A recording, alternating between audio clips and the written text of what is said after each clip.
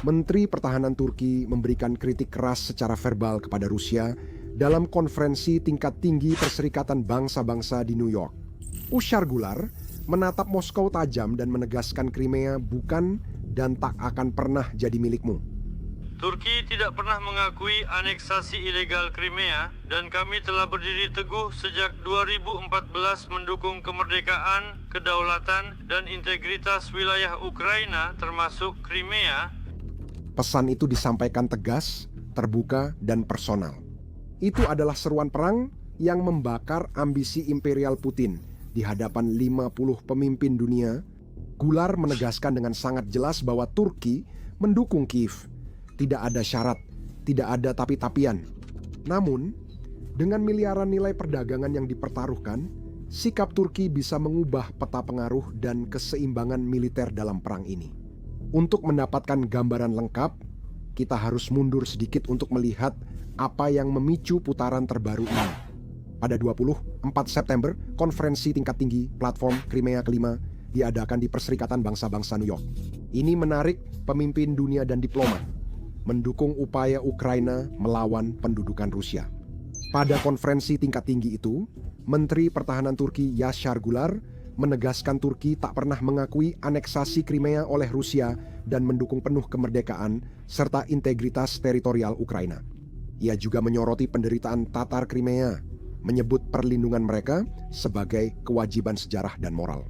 Ini adalah bentuk penentangan terbuka terhadap agenda dan rencana Putin. Dan seberani apapun dia, pernyataan dari Gular itu tidak berdiri sendiri. Pemimpin dari lebih 50 negara, termasuk Amerika Serikat, Inggris, dan Prancis, menandatangani deklarasi New York di Aula Perserikatan Bangsa-Bangsa yang penuh.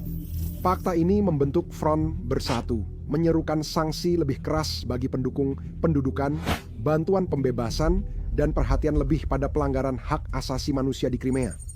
Ini cara dunia menunjukkan sudah cukup dengan Putin, dan bagi Moskow ini lebih dari sekadar simbolis. Satu negara saja yang mengkritik pendudukan mungkin bisa diabaikan. Namun ketika 50 negara berbicara bersama, bobotnya tidak mungkin diabaikan. Sakitnya sudah tampak pada ekonomi Rusia dan deklarasi baru ini menambah tekanan untuk tindakan lebih keras. Langkah ini mencakup pemblokiran kapal Rusia di pelabuhan utama dan pemangkasan ekspor energi. Bagi Turki, bergabung dalam upaya global melawan Moskwa memiliki keuntungannya sendiri. Ini memperkuat reputasi Ankara sebagai jembatan Timur Barat, mempererat hubungan dengan NATO, dan menunjukkan dukungan pada Tatar Crimea di bawah pendudukan. Dan meskipun kata-kata sang menteri kali ini terdengar sedikit lebih militan, Turki sebenarnya tidak asing dengan hal ini.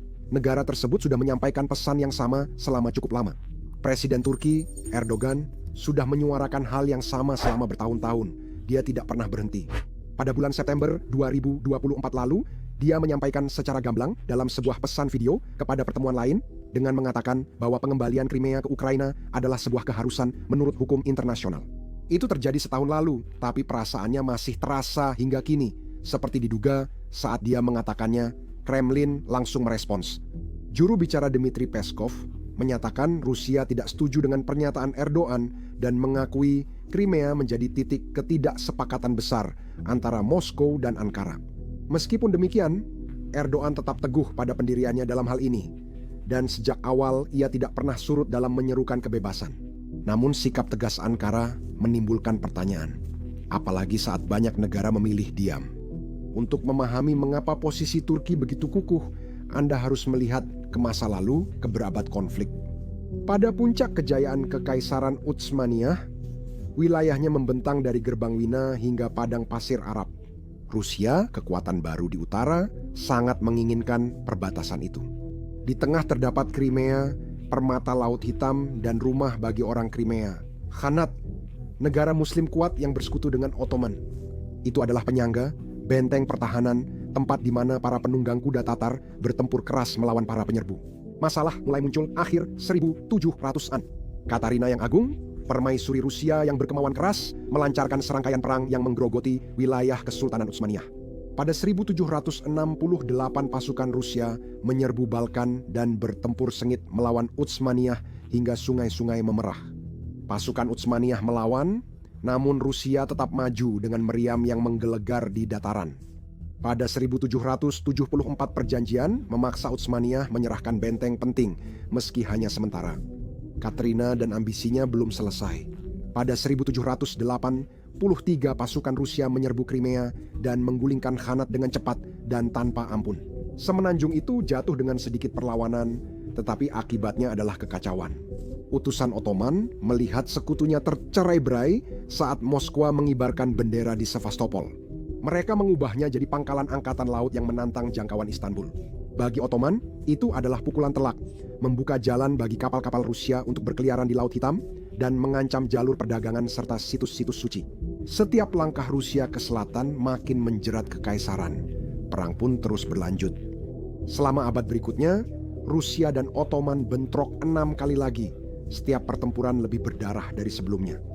Perang Crimea dari tahun 1853 hingga 1856 melibatkan Inggris, Prancis, dan Sardinia. Di pihak Ottoman, Rusia mengklaim melindungi umat Kristen Ortodoks di wilayah Ottoman.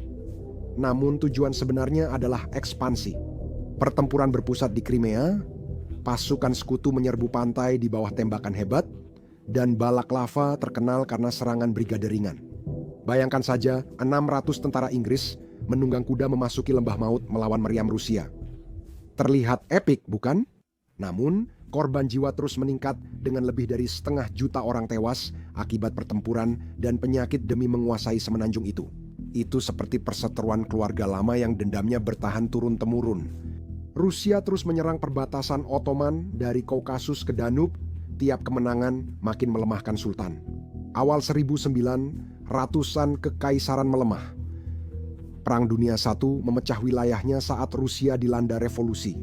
Namun, Crimea tetap menjadi duri, mengingatkan kejayaan yang hilang dan sisa kecurigaan. Luka-luka ini lebih dalam daripada sekadar batas di peta. Luka itu menyentuh rakyat, terutama orang-orang Crimea, Tatar. Kisahnya mengikat hati Turki ke pantai jauh dengan cara yang tak bisa diputuskan perjanjian manapun. Bangsa Tatar berasal dari Stepa, para pejuang Turki yang memadukan kekuatan Mongol dengan iman Islam. Mereka mendirikan khanat yang bertahan berabad-abad di bawah perlindungan Ottoman. Mereka memiliki bahasa, budaya, dan ikatan keluarga yang sama dengan orang Anatolia, sehingga lebih seperti sepupu daripada sekadar tetangga. Ketika Rusia mengambil alih Crimea pada tahun 1783, orang-orang Tatar kehilangan lebih dari sekadar tanah. Mereka kehilangan martabat mereka. Gelombang kebencian muncul saat petani Slavia datang, mendorong mereka ke pinggiran tanah. Hal terburuk terjadi tahun 1944 di masa Stalin. Pemerintah Soviet menuduh orang Tatar membantu Nazi, meskipun mereka telah berjuang untuk Tentara Merah. Sekitar 20.000 orang Tatar dikumpulkan tengah malam dan dimasukkan ke gerbong ternak tanpa banyak persiapan. Tanpa pengadilan atau banding, mereka dikirim ke Uzbekistan Timur dan tempat lain, sering tanpa makanan, air, atau tempat berlindung layak. Ribuan orang tewas dalam perjalanan akibat dingin, kelaparan, atau penyakit, hingga komunitas pun lenyap. Para penyintas dilarang kembali ke Crimea. Bahasa dan masjid mereka diperlakukan sebagai musuh negara. Bagi Turki, sejarah ini bersifat pribadi dan trauma itu masih bergema dalam kebijakan Turki. Orang Turki modern menganggap Tatar sebagai saudara, berbagi masjid, pasar, dan kisah penunggang kuda serta pelaut, di mana Menteri Pertahanan Turki, Hulusi Akar, menyebut melindungi mereka sebagai kewajiban moral. Itu bukan hanya kata-kata kosong, tapi janji yang berakar pada sejarah dan identitas yang tak bisa dihapus waktu. Dukungan Turki untuk Ukraina dan Tatar kembali tampak pada Maret, saat peringatan 11 tahun aneksasi Crimea oleh Rusia. Hari itu, Kementerian Luar Negeri Turki mengeluarkan pernyataan tegas dan menolak klaim Moskow. Perbatasan Ukraina didukung sepenuhnya dan penderitaan Tatar Crimea menjadi perhatian utama. Untuk mendukung pesan ini, Ankara menyoroti lebih dari 200 penangkapan Tatar Crimea sejak 2014. Kasus ini sering disebut ekstremisme, namun Turki menganggapnya penindasan bermotif politik. Contohnya adalah penangkapan Ahmet Bekharov, pria yang dikenal memperjuangkan hak budaya dan agama. Dia ditahan dan dituduh memiliki afiliasi dengan teroris berdasarkan hukum Rusia. Penangkapan Bekharov memicu protes di seluruh Crimea. Orang-orang ditahan, kelompok hak asasi manusia seperti Amnesty International mendesak investigasi segera. Dari pengasingan, pemimpin Tatar Rafat Chubatov memuji langkah Turki. Dia menyebut mereka penyelamat rakyat kami, cahaya harapan melawan penindasan Rusia. Peristiwa ini dan penutupan 25 sekolah Tatar tahun ini menegaskan posisi Turki bukan sekadar politik, tapi janji melindungi budaya dan sejarah bersama. Bagi Ankara, membela hak Tatar Crimea adalah komitmen mendalam yang melampaui diplomasi, menyentuh identitas, ingatan, dan keadilan. Bagi Turki, seluruh situasi ini lebih dari sekadar diplomasi. Ini adalah sebuah misi yang berakar pada sejarah dan ingatan. Ankara menghubungkan penindasan Rusia saat ini dengan peristiwa tahun 1944 ketika rezim Stalin memaksa Tatar Crimea pindah dari tanah air mereka. Turki telah menginvestasikan 50 juta dolar dalam beasiswa, budaya, buku, dan teknologi demi melestarikan identitas Tatar. Setiap hibah, protes, dan pernyataan publik menegaskan bahwa pendudukan Rusia atas Crimea tidak akan dibiarkan begitu saja. Upaya ini juga berfungsi sebagai seruan untuk bersatu. Sekutu-sekutu Turki dari Kazakhstan hingga Azerbaijan memperhatikan dengan seksama, dan Turki menarik mereka lebih dekat. Di dalam negeri, Erdogan mendapat dukungan dari diaspora Tatar Turki sebanyak 10.000 orang yang turun ke jalan mengibarkan bendera Crimea. Di panggung global, kampanye Ankara menyoroti Crimea dari kerusuhan Kaukasus hingga misi pengamat Perserikatan Bangsa-Bangsa yang diblokir Moskwa. Apa yang mungkin tampak seperti sengketa regional sebenarnya adalah garis patahan strategis, dan Turki memastikan dunia tidak berpaling. Meski sikap Turki di Crimea didasari prinsip, hal itu juga bersifat strategis. Tujuannya adalah pengaruh di Laut Hitam yang diincar Moskwa dan Ankara. Kendali atas semenanjung itu mempengaruhi perdagangan, jalur energi, dan posisi militer, sehingga Crimea menjadi pusat keseimbangan kekuatan kawasan. Saya akan membahas lebih dalam tentang detail kecil yang membuatnya begitu diinginkan dalam waktu dekat. Inilah salah satu alasan mengapa hubungan Turki dengan Rusia adalah tindakan penyeimbangan yang hati-hati. Sebagai anggota NATO, Turki menampung pangkalan Amerika Serikat dan latihan bersama yang membuat Moskow marah, namun kadang juga berpihak pada Moskow. Sebagai contoh, pada tahun 2017 Erdogan menandatangani kesepakatan senilai 25 miliar dolar untuk sistem pertahanan udara.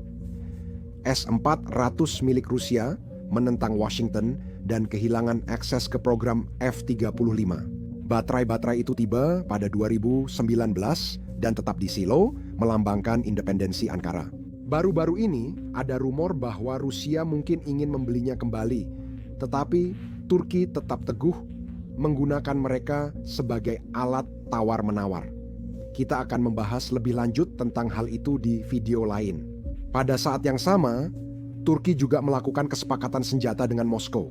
Turki memasok Ukraina drone Bayraktar TB2 yang menghancurkan tank Rusia di awal perang. Baykar menjanjikan 100 juta dolar pada 2023 untuk membangun pabrik dekat Kiev dan memperluas produksi di tengah konflik. Drone-drone ini jadi kebanggaan teknologi Turki. Terjual lebih dari 500 unit di dunia, namun membuat Moskow marah. Meskipun demikian, hubungan energi masih mengikat kedua negara tersebut. Rusia mengekspor minyak dan gas dolar 44 miliar ke Turki tahun lalu, memenuhi 16% kebutuhan Eropa lewat hub Turki. Tahun ini, perdagangan mencetak rekor. Turki jadi mitra terbesar kedua Rusia, menukar ekspor 856 miliar dolar untuk sumber daya penting. Namun, meskipun perdagangan tumbuh, retakan dalam hubungan yang sangat membingungkan dan aneh mulai terlihat. Ini menunjukkan bahwa netralitas mulai memudar dan mungkin kedua negara mulai mengambil sikap tegas. Bagaimanapun juga, mereka adalah rival dalam arti tertentu. Salah satu contoh retakan ini adalah penundaan proyek pusat gas Rusia di Turki. Gazprom mengusulkan proyek ini pada 2022, namun diam-diam meninggalkannya pada Juni tahun ini. Pusat gas tersebut dimaksudkan untuk mengalihkan miliaran dolar dari sanksi, menjadikan Turki sebagai gerbang Moskow. Ankara menunda persetujuan akibat ketegangan Crimea, hingga Gazprom membatalkan proyek itu. Rusia kehilangan sekitar dolar 5 miliar per tahun akibat tindakan ini, menandakan masalah dalam hubungan mereka. Dalam seluruh situasi ini, jika Anda benar-benar melihatnya dari sisi Turki, Anda akan melihat bahwa strategi Turki sangat jelas. Para ahli menyebutnya oportunisme adaptif. Pada dasarnya, Erdogan mengambil apa yang bisa dia dapatkan dari Putin, seperti gas yang lebih murah untuk meredakan inflasi sambil menghindari kesepakatan yang bisa menjebaknya. Pada saat yang sama, Ankara sedang membangun alternatif agar Rusia tidak bisa membuat mereka bergantung. Impor pipa 10 AP Azerbaijan naik 20% tahun ini, menurunkan ketergantungan gas Rusia dari 40% ke 30%. Turki jadi lebih berpengaruh dan bisa membahas Crimea karena isu ini tak bisa dibungkam. Erdogan tampak sangat hati-hati memainkan permainan ini, bahkan di sektor non-energi. Ini menunjukkan bahwa apa yang mereka miliki bukanlah hubungan yang dibangun atas dasar kepercayaan, melainkan atas dasar kebutuhan. Ada ketegangan yang terus-menerus, penyesuaian yang sering, dan tarian hati-hati antara kerjasama dan konfrontasi. Hal ini membuat Turki menjadi tidak terduga, namun tetap memiliki tujuan. Bahkan ketika sikapnya terhadap Crimea tampak tidak terduga, Turki tetap mengikuti strategi yang jelas. Ankara tak hanya bereaksi pada pendudukan Rusia, tapi juga berupaya mencegah Moskow mengambil kendali. Upaya tersebut memadukan sejarah, diplomasi, dan kekuatan militer. Menariknya, taruhannya tidak hanya terbatas pada Ukraina. Taruhan itu meluas ke Laut Hitam, dengan pengaruh diukur lewat perdagangan, energi, dan kekuatan militer. Dan pusatnya adalah Sevastopol. Rusia mengubah pelabuhan Crimea jadi benteng penuh kapal selam dan sistem yang mengancam sayap selatan NATO. Jika Moskow menguasai Crimea, Ukraina kehilangan kekuatan laut penting dan Turki langsung terdampak. 3% pengiriman global melewati Laut Hitam dan pelabuhan Turki. Pipa bawah laut itu menyalurkan minyak dan gas senilai 50 miliar dolar ke Eropa tiap tahun. Turki dan Amerika Serikat berpatroli, Uni Eropa berinvestasi di pelabuhan dan pengawasan untuk melawan Rusia. Bagi Moskwa, Crimea bukan sekadar pangkalan militer, tapi juga titik untuk unjuk kekuatan di Kaukasus, Suriah, dan Afrika. Itulah sebabnya, di luar sentimen emosional dan sejarah, bagi Turki, menjaga Crimea tetap diperebutkan adalah soal mempertahankan jangkauannya sendiri. Ini soal menjaga ekonomi dan peran dalam keseimbangan regional. Analisis Chatham House, Juli 2025 memperjelas situasi Laut Hitam. Selama 20 tahun, Eropa dan NATO meremehkan dorongan Rusia untuk mendominasi kawasan tersebut. Mereka menganggapnya sebagai sudut tenang, bukan titik panas strategis seperti sebenarnya. Peremehan itu membuat Moskwa diam-diam membangun kekuatan dan berinvestasi pada kapal, kapal selam, serta sistem rudal. Setelah menguasai wilayah itu, Moskwa memakai taktik hibrida agar pesaingnya tetap waspada. Ini termasuk serangan siber terhadap sistem pelayaran, disinformasi tentang kerusuhan Tatar, dan provokasi angkatan laut. Sebagai bagian dari strategi tersebut, Turki merespons meningkatnya ketegangan di Laut Hitam dengan kehati-hatian dan strategi. Patroli bersama di Rumania telah mencegat 15 kapal mencurigakan tahun ini, menunjukkan bahwa Ankara serius dalam melindungi perairannya. Sekilas, persaingan ini tampak tidak seimbang. Rusia mengeluarkan 20 miliar dolar untuk armada, sedangkan Turki 3 miliar dolar untuk teknologi drone. Namun, laporan Chatham House menyebut ini bukan hanya kekuatan militer, tapi juga tekanan ekonomi. Tekanan makin terasa saat Rusia memblokir pelabuhan. Tindakan itu mengganggu 10% pasokan gandum dunia, menyebabkan harga roti naik 25%. Di tempat-tempat seperti Kairo dan Karachi, Turki yang menguasai selat memiliki kekuatan untuk mengubah situasi. Presiden Erdogan pernah membantu melanjutkan pengiriman gandum lewat pembicaraan di Istanbul meski ada ancaman dari Rusia. Langkah ini mencegah krisis pangan yang berpotensi memengaruhi jutaan orang. Ke depan, risikonya lebih besar. Ladang gas Laut Hitam diperkirakan menghasilkan 23 miliar meter kubik pada 2030. Potensi ini menarik perhatian pemain global seperti Tiongkok yang melihat pusat energi Turki sebagai peluang memperluas pengaruh. Jika Rusia memperkuat cengkeramannya di Crimea, mereka dapat memicu kekurangan energi atau gelombang migrasi di Mediterania. Dampaknya langsung ke negara-negara NATO. Bagi Turki, mendukung Ukraina dan memperluas latihan NATO bukan sekadar pertahanan, tapi juga membentuk masa depan dan mengendalikan kawasan. Pusat dari strategi ini adalah Selat Bosporus. Konvensi Montreux 1936 memberi wewenang Turki menentukan kapal yang boleh melintas saat krisis. Pada 2022 Erdogan memakai kekuasaannya memblokir kapal perang dari luar Laut Hitam. Setiap tahun, 40.000 kapal melintasi 18 mil perairan ini, termasuk ekspor gandum utama Ukraina. Jika Rusia sepenuhnya menguasai Crimea, pengaruh Turki atas jalur-jalur ini bisa menurun. Armada Rusia yang telah ditingkatkan, yang menerima peningkatan senilai 10 miliar dolar dapat memblokir perdagangan atau mengancam kapal tanker minyak. Ini akan menaikkan harga energi dan membebani jalur pasokan NATO. Untuk memahami pentingnya, mari kita lihat kembali Laut Hitam. Tempat ini tidak tenang untuk memancing. Ini jalur perairan, sibuk seluas 420.000 km persegi atau 162.000 mil persegi. Ini menghubungkan pantai 4 negara dan mencapai kedalaman 2.200 meter tempat kapal selam bisa bersembunyi. Setiap hari, 400 juta ton kargo melintas di atasnya, termasuk minyak bunga matahari Ukraina dan logam Bulgaria untuk mengisi rak Eropa, tapi hadiah terbesarnya adalah energi. Ladang gas di bawah laut bisa menghangatkan jutaan rumah. Pipa-pipa seperti Turkstream membawa gas dari Rusia ke Turki, lalu ke Eropa. Untuk menghindari sanksi dan hambatan politik, kekuatan militer di wilayah tersebut menambah kompleksitas. Armada Laut Hitam Rusia bermarkas di Sevastopol sejak 1783, terdiri dari 80 kapal. Beberapa mampu meluncurkan rudal hingga 1.000 km ke daratan. Usai mencaplok Crimea, Rusia menginvestasikan miliaran untuk memperkuat Sevastopol sebagai pangkalan utama. Angkatan Laut Ukraina yang rusak pada 2014 kini hanya punya beberapa kapal patroli di Odessa. Kapal-kapal ini terancam ranjau dan drone. Turki merespons dengan kekuatan angkatan lautnya. Turki mengerahkan 16 fregat dan korvet untuk patroli dari Istanbul, menegakkan larangan terbang drone, dan memantau Rusia. Karena Turki menguasai selat, mereka dapat memblokir lalu lintas angkatan laut.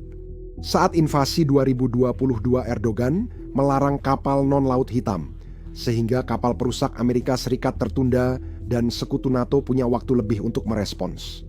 Ketegangan ini penting karena penguasa Laut Hitam bisa memengaruhi Mediterania, baik memutus pasokan ke NATO atau melindungi pelabuhan Rusia.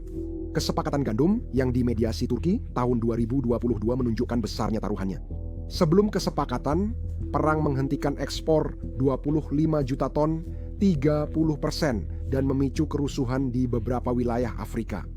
Setelah Rusia mundur dari kesepakatan, Turki mendorong tercapainya kesepakatan baru. Ini menstabilkan pasar, tapi juga menunjukkan rapuhnya kawasan itu. Kini, rudal Army Tactical Missile System, Ukraina menyerang Sevastopol dan armada Rusia kehilangan 20% kapal. Beberapa rusak, lainnya tenggelam, sisanya mundur. Rusia dan Turki memahami taruhannya. Jika satu pihak menguasai penuh, pihak lain kehilangan pengaruh. Rusia ingin akses selatan untuk mendukung militer di Suriah. Turki mendukung Azerbaijan di Nagorno-Karabakh. Pada 2020, drone Turki bantu Azerbaijan menang konflik dan lindungi jalur energi. Ini adalah permainan zero sum, dan tebing Crimea mungkin memegang langkah penentu. Strategi Erdogan mencerminkan kenyataan ini, menantang Rusia datang dengan risiko. Pasokan gas bisa dipotong, pabrik-pabrik mungkin melambat, perdagangan bisa menyusut, dan pariwisata Rusia yang tahun lalu membawa 4 miliar dolar ke Turki mungkin menurun.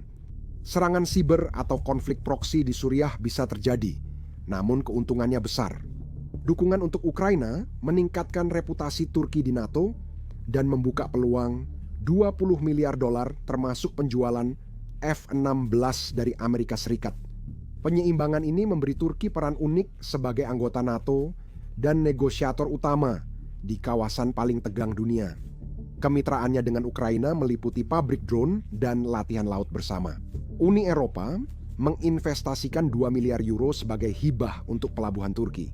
Perdagangan meningkat 15% dan hubungan ekonomi Turki-Eropa makin erat. Hibah juga memperbaiki infrastruktur. Mereka menyatukan Eropa dan Turki, meski hubungannya kadang tidak nyaman. Negara Eropa bergantung pada jalur Turki untuk barang dari Asia Tengah dan Kaukasus, memberi Turki kekuatan tersembunyi. Perubahan aturan pelabuhan atau keterlambatan di Turki dapat memengaruhi rantai pasokan di Jerman, Italia, dan Polandia. Hibah-hibah itu juga mempersulit diplomasi Eropa. Brussels mendapat mitra yang membantu melindungi perdagangan dan menahan Rusia.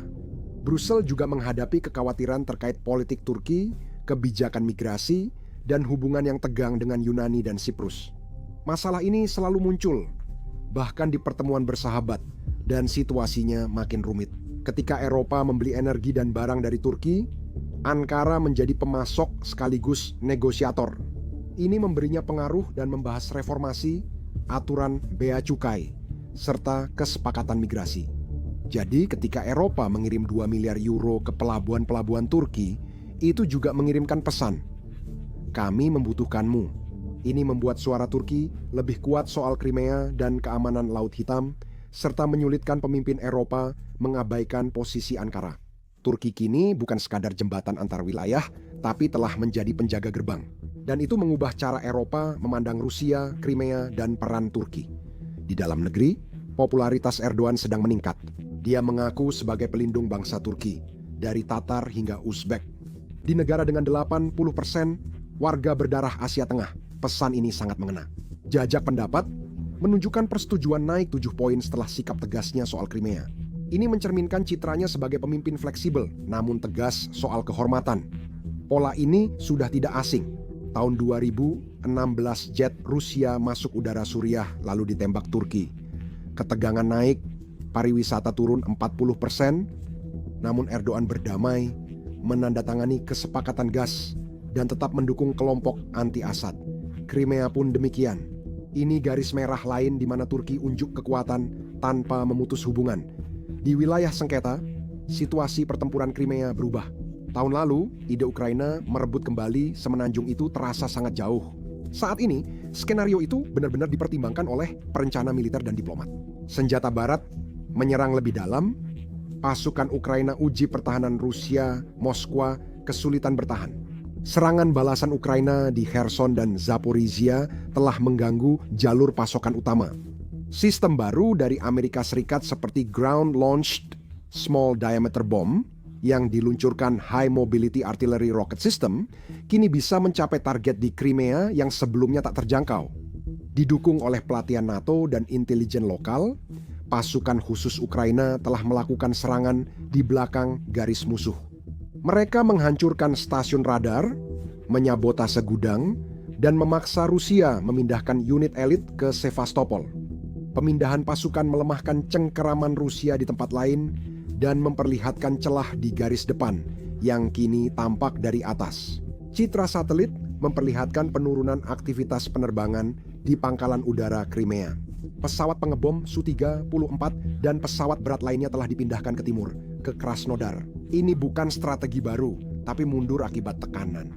Untuk pertama kalinya sejak 2014 kendali Rusia atas Crimea dipertanyakan, bukan hanya dalam pidato, tetapi juga dalam pertempuran. Perkembangan ini menarik perhatian NATO. Pemimpin Barat mendukung Ukraina dan Uni Eropa mulai berbicara lebih berani. Rencana rekonstruksi pasca perang mulai disusun di balik layar. Perusahaan Turki siap memimpin proyek infrastruktur besar seperti pelabuhan, rel kereta, dan jaringan energi. Investasi miliaran sedang dibahas, Ankara bersiap jadi pusat, sementara Rusia makin bertahan. Sekitar 50.000 pasukan kini ditempatkan di Crimea, dikelilingi parit dan ladang ranjau. Situasi ini buruk karena banyak tentara jadi korban pertahanannya sendiri. Putin menyebut pertempuran ini sebagai perjuangan eksistensial bagi identitas Rusia. Tekanan terhadap Rusia juga terjadi di luar medan perang. Ketidakpuasan muncul di saluran telegram militer, di mana perwira menengah mulai mempertanyakan logika mempertahankan Crimea. Banyak yang lelah, kekurangan pasokan, dan jauh dari rumah. Analis sumber terbuka melaporkan kenaikan 38% kematian tempur sejak Juli membuat keluarga di Dagestan dan Bryansk menuntut penjelasan. Komunitas-komunitas ini menanggung beban terberat dari kampanye sebelumnya. Sekarang mereka mulai melawan dan Kremlin mengetahuinya dan Turki mengamati semua ini terjadi. Setiap protes dan keluarga berduka jadi retakan baru di pertahanan Moskwa. Ankara tak perlu langsung meningkatkan eskalasi. Waktu dan tekanan berpihak padanya. Terlepas dari hasilnya, Turki berada dalam posisi yang baik untuk mendapatkan keuntungan. Jika Ukraina berhasil, Ankara jadi jembatan Barat Timur, mitra Kiev, dan kunci pemulihan kawasan. Jika Rusia bertahan, Turki tetap jadi kekuatan yang tak mundur. Perannya dalam 50 negara memperkuat pengaruhnya. Tanda tangan itu membuka jalan bagi Fakta Keamanan, perjanjian migrasi dengan Uni Eropa, patroli laut, dan peran dalam pengelolaan jutaan pengungsi. Turki bukan satu-satunya yang memantau Crimea. Tiongkok juga diam-diam mengamati dengan cermat. Beijing tak punya kapal perang di Laut Hitam, tapi jalur perdagangannya bergantung pada stabilitas wilayah itu. Perubahan kendali akan memengaruhi jaringan sabuk dan jalan Tiongkok. Gangguan akan menambah biaya pengiriman, premi asuransi, dan risiko investor Tiongkok. Ekspor melalui Georgia sudah menurun, dan Beijing memantau setiap gejolaknya. Hal ini membuat Turki semakin berpengaruh. Dengan menjaga selat terbuka dan semenanjung diperebutkan, Ankara meraih pengaruh diplomatik pada NATO, Uni Eropa, dan Tiongkok. Hanya beberapa negara yang berpengaruh dalam arsitektur keamanan Eropa dan koridor perdagangan Asia. Kendali Turki atas Bosporus dan peran di Crimea memberinya kekuatan langka yang memengaruhi keputusan di Brussel dan Beijing. Crimea bukan sekadar wilayah, tetapi simbol kendali laut, perdagangan, aliansi, dan identitas. Ketika Turki berdiri di samping Ukraina, itu bukan sekadar memilih pihak. Itu adalah upaya Turki untuk merebut kembali suaranya di wilayah yang dulu pernah menyingkirkannya. Rusia mungkin terus menggali parit, membangun tembok, dan menggelontorkan miliaran untuk pertahanan. Mereka mungkin bisa memperpanjang pertempuran, tapi Turki sudah mengubah narasinya. Dengan menolak diam, menegaskan prinsip penting, dan maju sebagai penengah. Di wilayah konflik, Ankara kembali masuk permainan dari posisi kuat. Beberapa bulan ke depan, Crimea bisa mempengaruhi lebih dari sekadar Ukraina atau Rusia, bahkan mengubah keseimbangan kekuatan di dua benua. Turki sudah siap setelah bertindak. Para ahli menyebut hampir setengah pekerjaan terancam kecerdasan buatan dalam 10 tahun ke depan. Itu bukan teori, itu sedang terjadi sekarang. Perusahaan-perusahaan sudah mulai menggantikan pekerja dengan algoritma dan lajunya hanya akan semakin cepat. Tapi ada kabar baik. Orang-orang yang memahami di mana letak keunggulan dengan kecerdasan buatan justru berkembang pesat. Mereka membangun karier lebih aman, meningkatkan penghasilan, dan menciptakan peluang baru yang jarang diketahui orang. Perbedaan antara digantikan dan tak tergantikan hanya bergantung pada satu hal: memiliki rencana yang tepat. Itulah sebabnya kami sedang menyiapkan pelatihan gratis. Pelatihan ini membahas detail di balik berita utama, kemampuan dan keterbatasan kecerdasan buatan, serta cara orang beradaptasi dan memanfaatkannya. Ingin kendali, penghasilan lebih, dan kurang cemas soal masa depan? Jangan diam saja. Tonton pelatihan gratis sekarang dengan klik tautan atau pindai kode QR di layar.